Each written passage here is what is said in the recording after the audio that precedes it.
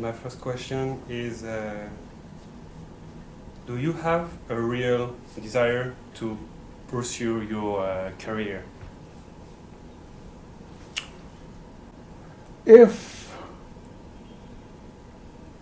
my career means still pursuing my music,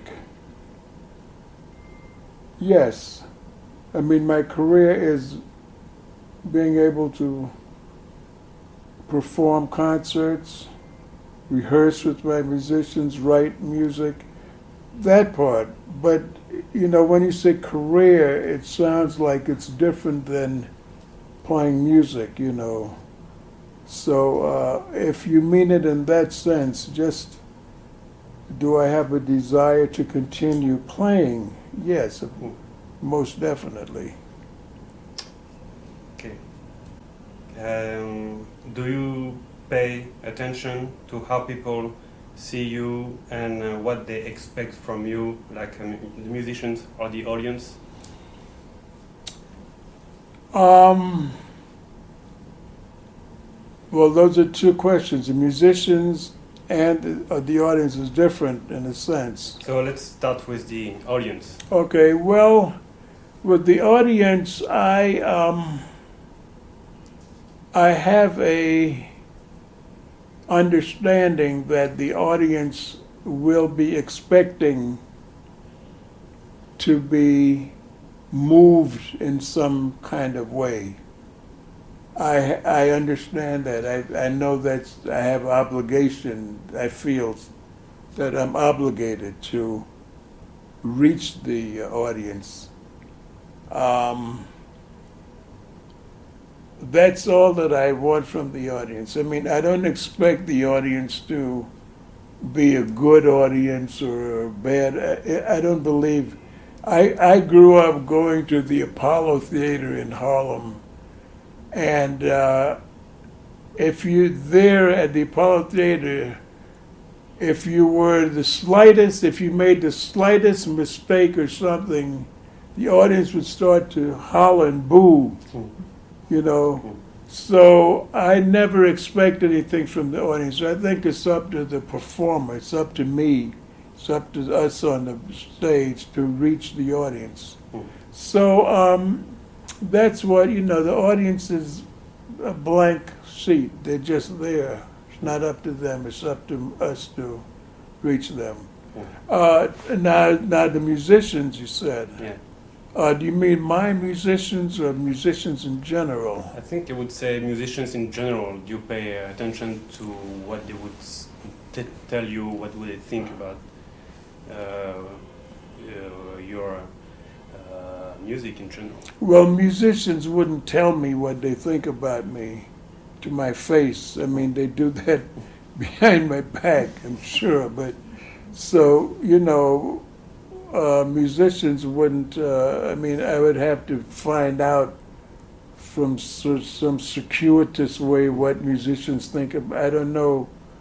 And I, like a lot of other musicians, were not always universally accepted by musicians. So there's always elements of musicians that are going to be anti-Sonny Rollins, as well as musicians who are waiting to be, well, what can you do? I mean, so I don't put a lot of stock in the reactions of musicians per se, because the type of society that we live in, I mean, guys have to be highly competitive. So people are always, well, gee, why didn't I have that job? Or, gee, I'm just as good as him. I mean, all these type of attitudes prevail. Therefore, I try to be as oblivious to what musicians might think about me as possible. I don't spend too much time dwelling on that, So, for example, you don't have like a very, very close friend who you would take advice from? Yeah, I have Well, yeah, I have maybe two musician friends that I would think would be close enough for me to do that. Who? Who are they? If you want to answer the question. Well, I don't know whether I should answer that question or not.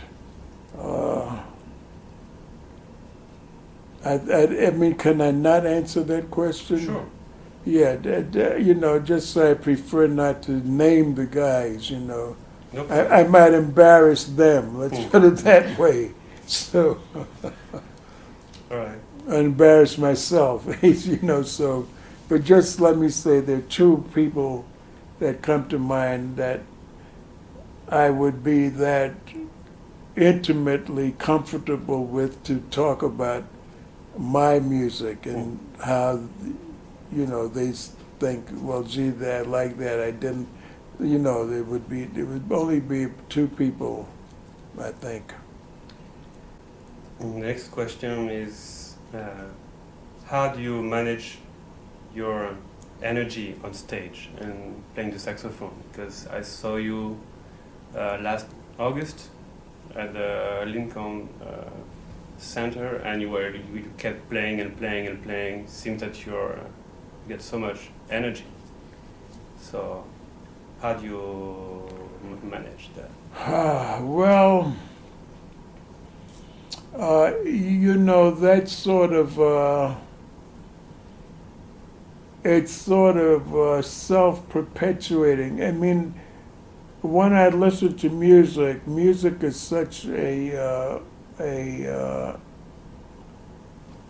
force that I appreciate and I'm intimately associated that, I don't know. My answer is I don't know. But when I hear music and I'm involved with playing it, I seem to have endless energy, And it reminded me of my friend Lionel Hampton, who, when he was very sick, they had to carry Lionel Hampton in a chair, up to when he was elderly and he could barely play. They'd have to carry him in a wheelchair all the way in a wheelchair, then another chair and everything all the way up to the bandstand. But once he got on the bandstand, then he started playing like he was 20 years old. So there's a certain music spirit force that consumes you when you play, And I have some of that too, like Lionel Hampton. I have some of that force that, once you're involved in it, that's the only thing that you can see or think about, So you don't get tired Um, after concert? Well, in later years, which are now, I have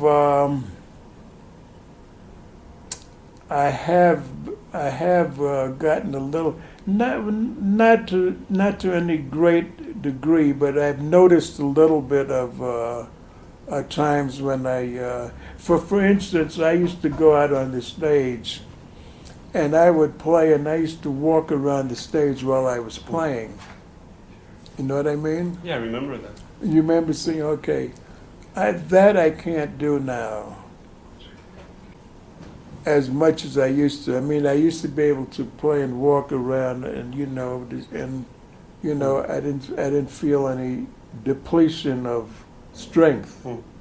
So now, I mean, this has been for a few years, and I realize that I can't maintain that energy to walk and play at the same time, So I had to do it. I mean, it's a strong temptation to do it because, I mean, it's the compulsion.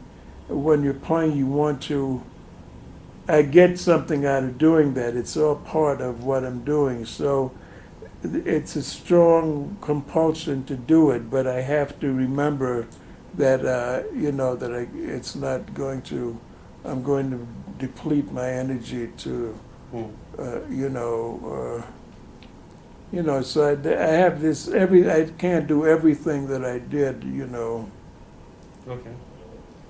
And being a saxophone player in your 70s, what are the pros and cons, the assets and the limits? Well, the limits, of course, are that the encroachment of age, the physical body, your teeth Mm. is a big element in playing a horn. And those things are, you have to be careful. Mm. You can't do everything that you would like to do. Mm. On the other hand, on the other side,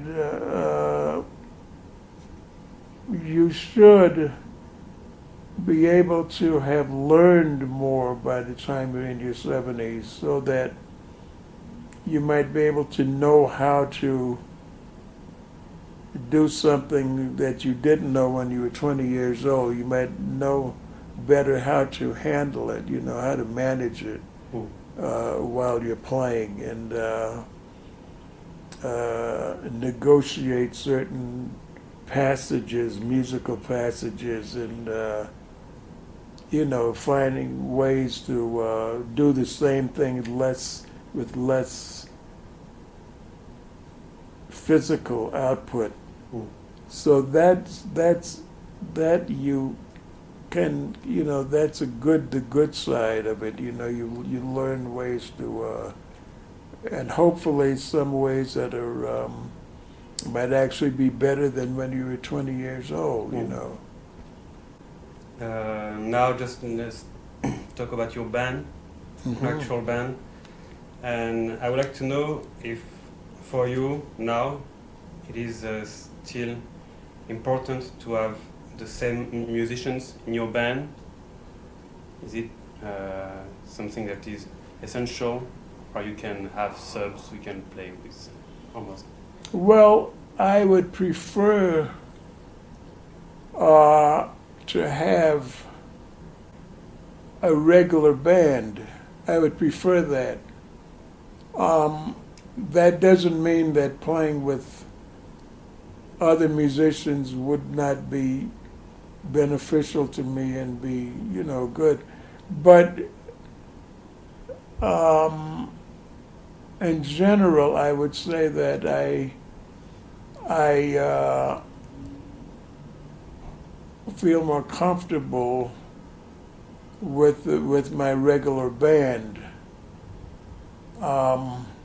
There have been times when we've had to have replacements in the band where maybe one guy couldn't make it or something, and where somebody else has come in and it's contributed a new dimension to the, everybody would play a little differently. So that's always, I'm not saying that one negates the other, but in the real world, I would probably I probably feel better having my own band and having people that I can expect to do certain things and so on. Because the music we play is spontaneous and it's unpredictable enough as it is. So we're not playing predictable stuff anyway. But sometimes it's good. On balance, I think it's better to have something predictable, which would be a group that you can depend on to do something the same way all the time that you would expect to. Mm. Do you understand what I mean? Yeah. But still, because the music itself should always be unpredictable, Mm. And that's how that's my aim and intention, Mm. And why did you choose this kind of instrumentation, like guitar versus piano and trombone versus trumpet or another saxophone? Well, I like playing with the trombone. Since my early recordings with J.J. Johnson, we made a lot of records together, and the blend of the instruments to me was always very pleasing, and so I like the blend of saxophone and trombone. Which is not to say that there are not other blends. I mean, trumpets. I've had a lot of experience playing with trumpet players also, and it's all good. But for a group, I think I like the trombone saxophone and especially when it's musicians who I'm comfortable with and compatible with. That has to be taken into consideration as well. And then with the trombone, it sort of makes it. I think I would, on balance, prefer the trombone. I think it makes a good. It gives me a lot of freedom, and it doesn't restrict the sound that the band is going to get. There's a lot of with the trumpet player. You're almost destined to play the same type of music, or music which is going to be very similar in some senses. With the trombone, the range of possibilities is greater. Do you understand what I mean? Yeah. And so on balance, I would say that I prefer playing with the trombone. When was the first time you? And do you have the? Can you tell about the first time you did something with J.J. Johnson? Yeah, it was quite a while. In fact, there was this gentleman that was just here from Denmark. He had made a comment about going up to a place on 57th Street. He was just up there listening to a recording by Buddy DeFranco and Rufus Reed. You know Rufus Reed, and Dave Soloff, trumpet player. Lou Soloff, I'm sorry.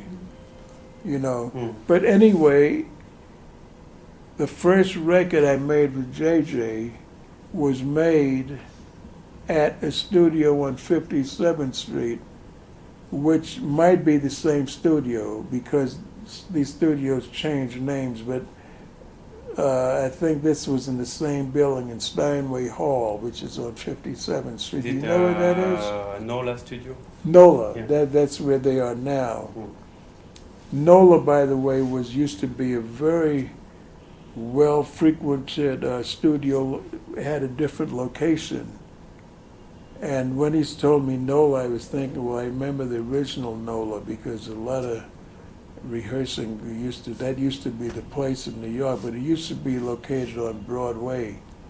But anyway, this might be the same place, NOLA, that I was at many years ago with JJ, because I think it was in that same building. Okay. So it was coincidentally. But yeah, that was around one of my first experiences playing with JJ. How was he? It was great. I mean, JJ was my mentor because it was always, a revelatory to me how he would think of me as, gee, man, this guy is, and I was looking up to him like a little boy, because I was younger, I had no experience. He was a much more advanced player, had a lot of experience and everything, but he really appreciated me and treated me like as an equal musically. So that was, I had to sort of sort that out in my mind because I didn't look up as him as an equal, you know. Mm. But anyway, it was great. And JJ also used some of my original compositions Mm. when I was young, and he really gave me an entree into the business. But from his point of view, I was like a contemporary of his. I wasn't somebody just coming in like I'm thinking of myself. Mm. So it was sort of a interesting when I look back on my idols that I first got a chance to play with, including him. Yeah, JJ is really one of my favorite too. Yeah, he's great. He's a great musician. I mean, just wonderful, you know. And about just the instrument, do you feel part of a filiation?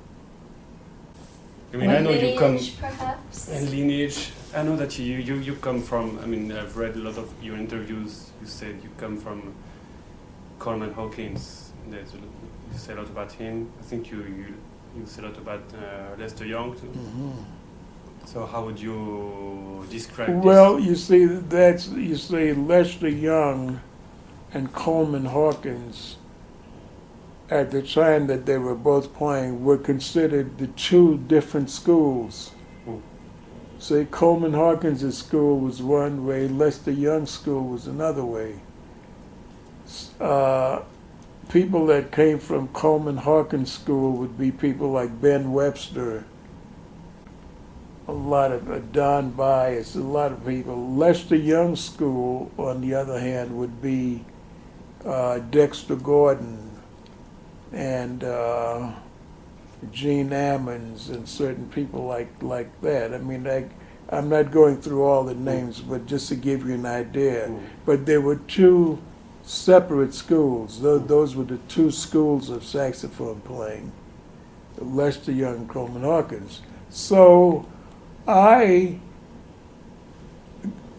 first guy, I like Coleman Hawkins, and I didn't know how much I play like Coleman Hawkins because Coleman Hawkins is, I mean, extremely difficult to try to play like Coleman Hawkins. I mean, his playing was very, very, very advanced and a singular style. So I don't know how much I played like him, but I certainly listened to him a lot. He was the first guy I listened to. I also am very close with Lester Young, and I listened to a lot of his records and learned a lot from Lester Young. So I don't really fall into any of those two patterns in a sense, you know. Charlie Parker would be closer to a role model, to a lineage model, perhaps, for me than either of the two, because in a sense, Charlie Parker amalgamated Coleman Hawkins and Lester Young in a sense, although people would think of him more in the Lester Young lineage. You know, but in a sense that he incorporated both of them in my view of the matter.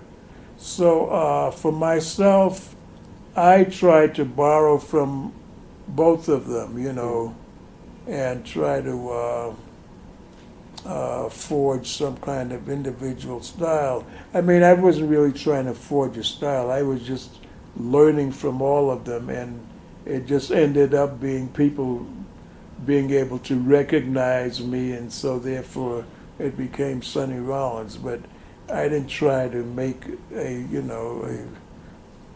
get a style. I just appreciated Coleman, and I appreciated Lester Young, you know, and got a lot from both of them. You got your style very early, I think, in the very early recordings. Your sound is...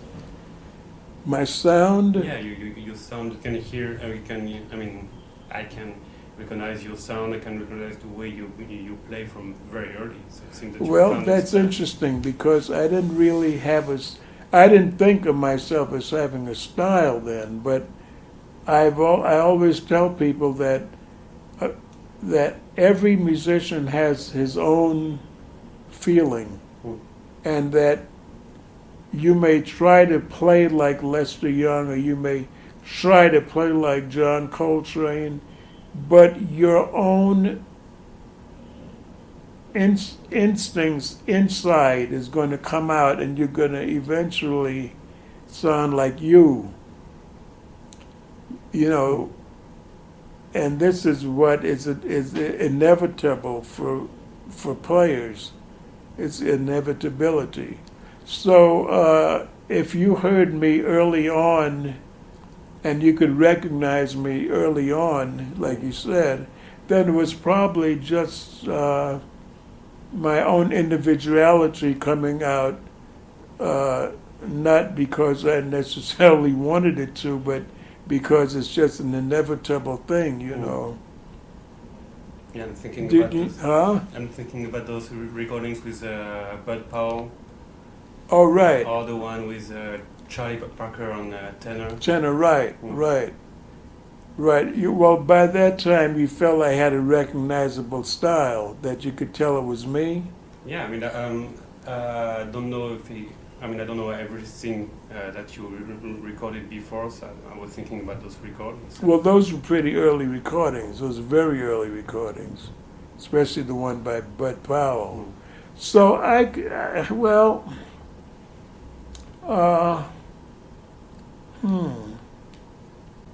well, that's for the listener to really say, and you've said it. You've heard that, and you recognize me, and so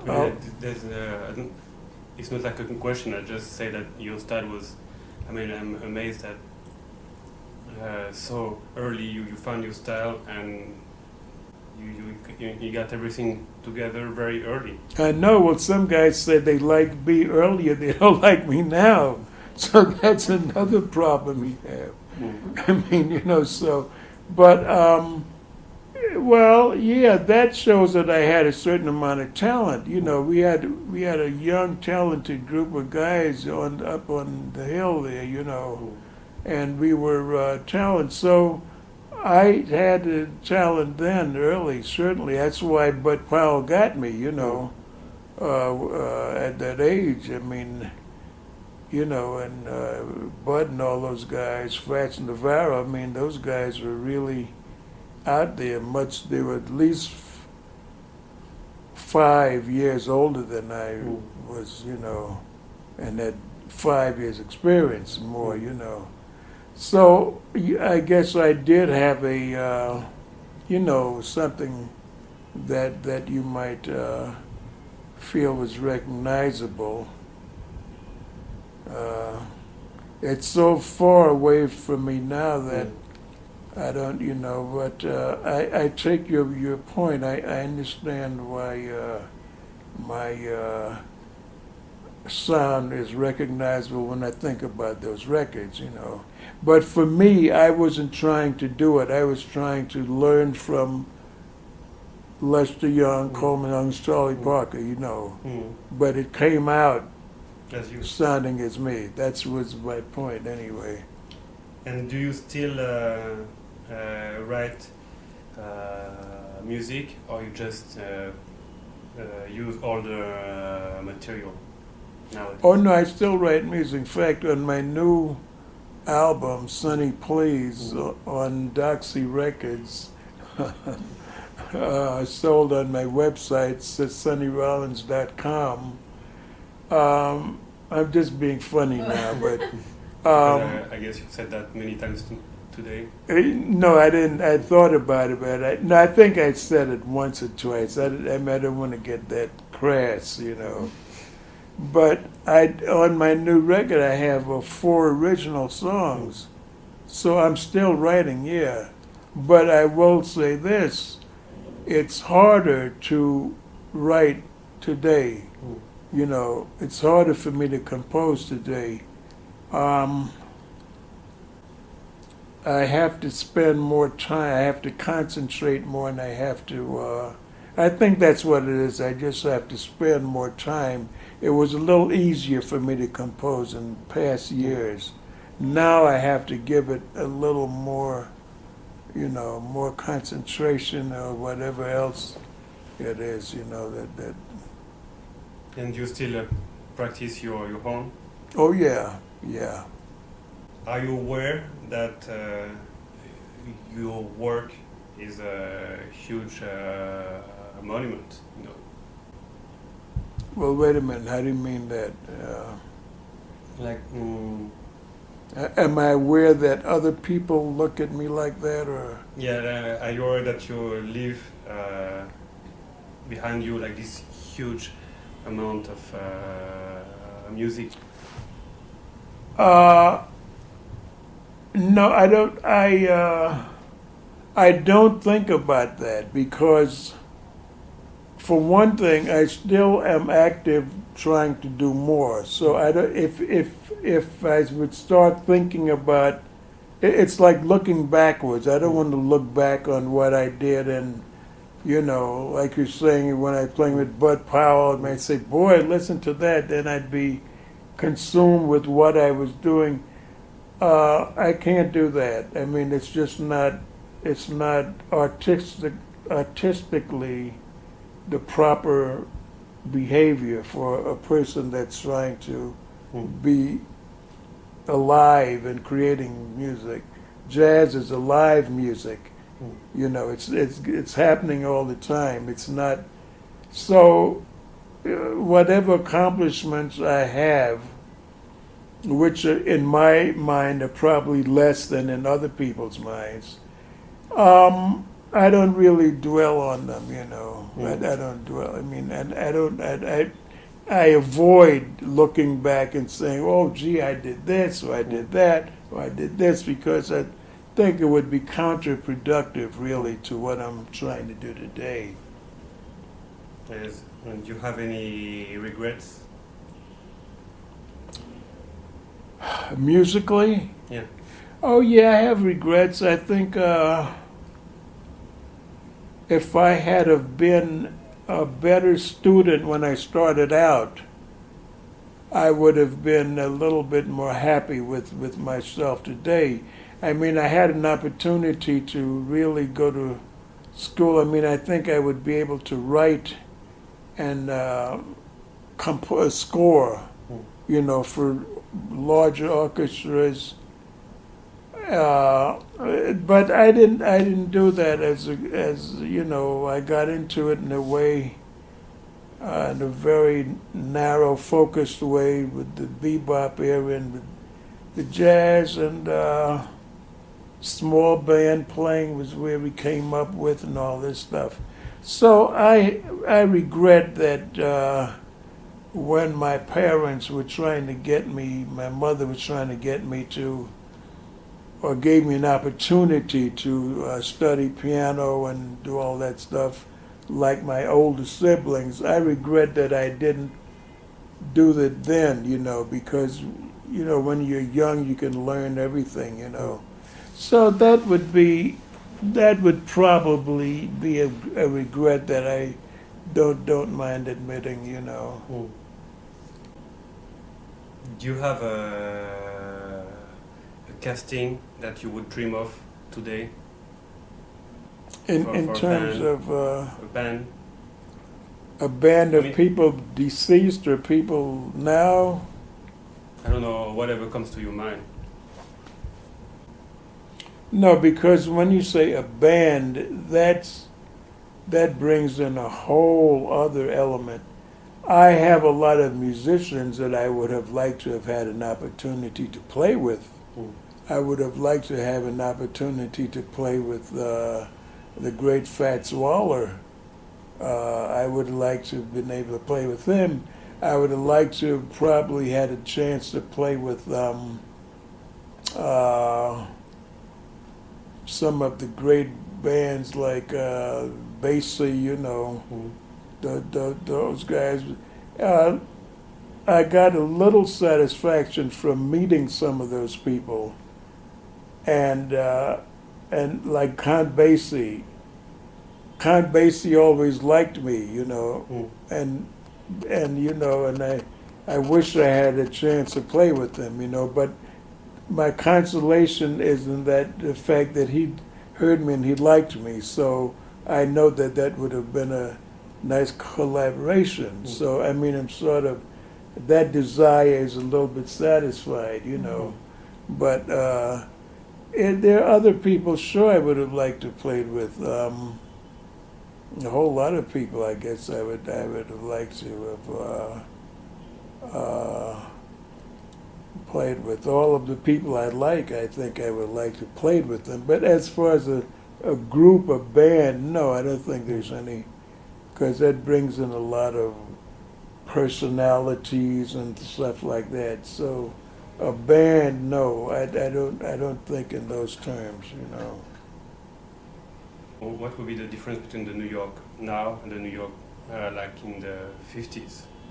Oh boy, well, New York in the 50s, you just said it. Everybody was living in New York. Everybody was living here. And in a sense, it's like the computer world. You don't have to be at your desk. You can work from your home, or you could work from Idaho or Iowa, someplace, I guess, in many cases, and send in your work so you don't have to be right there. I guess that's might be a corollary, but in those days, everybody was living in New York, so naturally there was, I mean, the exhilaration, you know, was strong, you know, and there was more clubs, nightclubs, where people were playing at. You could go to different nightclubs. You could hear all different types of music, you know, from Dixieland jazz. They had places, or modern jazz, or traditional. You had a lot of places where you could go. So it was a much more, you know, close-knit jazz community, and everybody was here, you know. So now, I guess, like you say, people are spread about, you know, they don't have to live in New York. They can just come to New York and play and then go back wherever they live at, which is, you know, that's just a function of the changing times. That's not a real important thing, except that having a group of people like New York was together like that, I think that did produce, you know, a great uplift of the music and the feeling that a lot of people had, you know. So that part is missing, yeah, and that's, you know, but other than that, we have to find new ways to get that feeling again, you know. We have to find other ways with guys living all over, you know. And do you think it has to do with, you know, everything getting more and more expensive in the city, or a lot of, I mean, I know that a lot of people are struggling because rents are getting higher and higher, and so do you think it has to do with the cost of living? Probably so. Probably so. So in a way, it's sad because you're never going to get that concentration of people together like we had, you know, because you had rising rents and all of this stuff, neighborhoods changing, all this stuff that happens in time. And the downside is that, right, there's not that group of people really in one place, you know. Which is unfortunate, but we have to find new ways to do that. I don't know how, but I'm sure there are some way. I mean, this is just like the record industry now into the technology is changing and downloading and all this stuff. That presents new opportunities that weren't there before. So I wouldn't feel too despondent about that.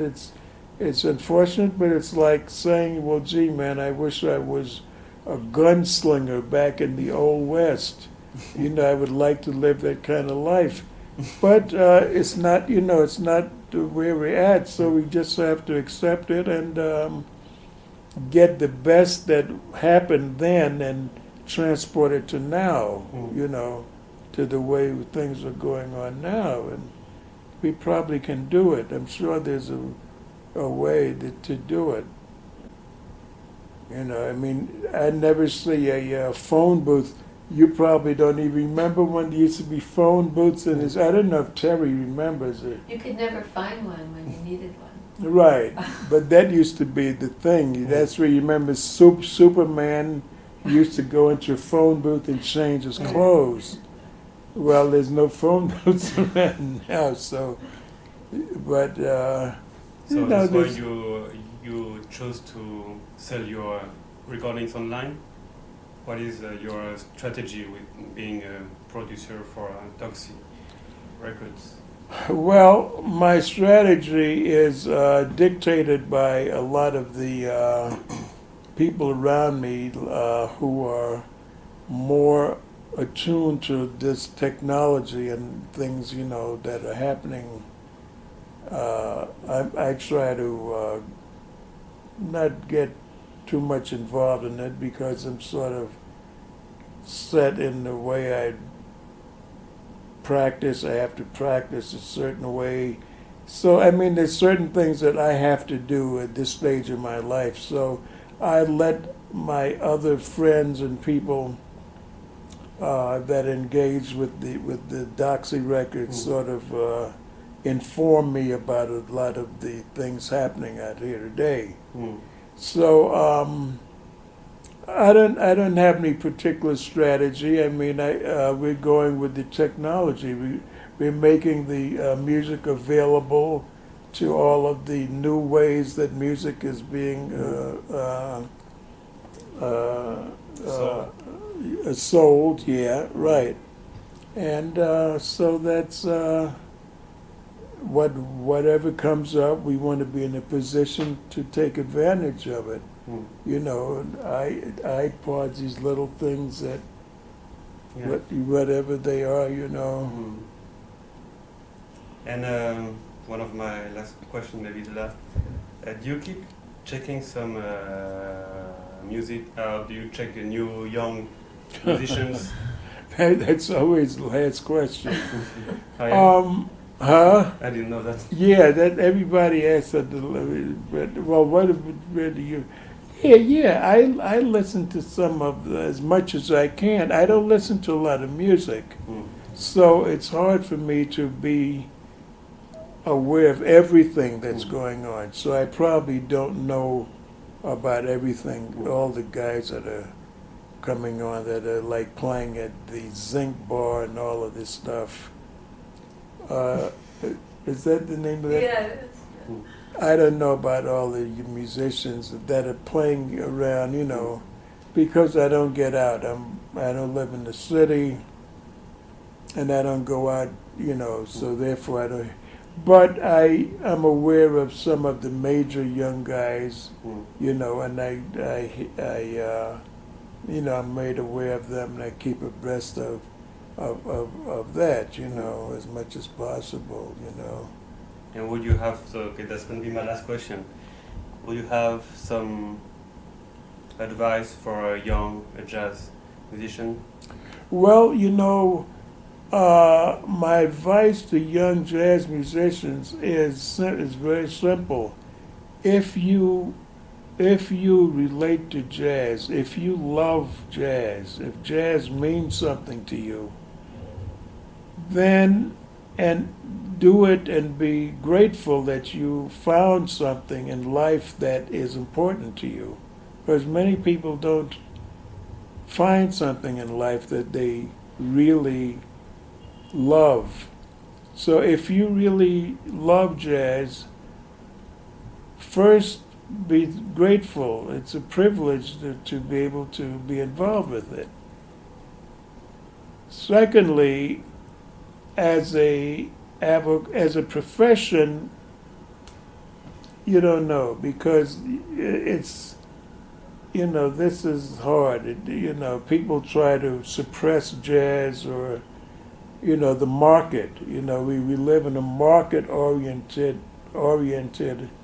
society. So jazz doesn't always fit into a commercial niche where they can be sold. So a lot of guys don't get a chance to make a living playing jazz. This is unfortunate. So my thing is always, look, if you love jazz, it doesn't matter if you make a living. But see, that doesn't work out, because guys get married, they have commitments, they have to make a living. So my answer is a big question mark. That's my answer. I love jazz. I love to play jazz, and it's what I do. And people that love jazz, we all feel the same way. But whether you're going to be able to make a living and make a life playing jazz, nobody knows. I think you will, but you have to live in the meantime. You have responsibilities. You have marriage. You have a family. So it's difficult. It's difficult. And if you like jazz, you'll always like it, so you have no problem there. But to be a jazz musician and make your life, it's a commitment which is might not always be fulfilled, but if you love it, you have to do it. I'd find a way. I mean, I wish I could be more optimistic about musicians being working, but being a musician is something you do because you love it. That's why a lot of the kids and guys I grew up with, they all wanted to be jazz musicians. We all wanted to be jazz musicians, But there's only a few guys. First, the guys have to have talent, so that left out a lot of people. Then you have to be in the right place at the right time, all of this kind of stuff. And so there's a lot, but everybody wants to be a musician. I mean, most of the guys that I grew up with, we loved music, but it's not going to work out. So those guys have to do something else. Guys have to work in the post office or something.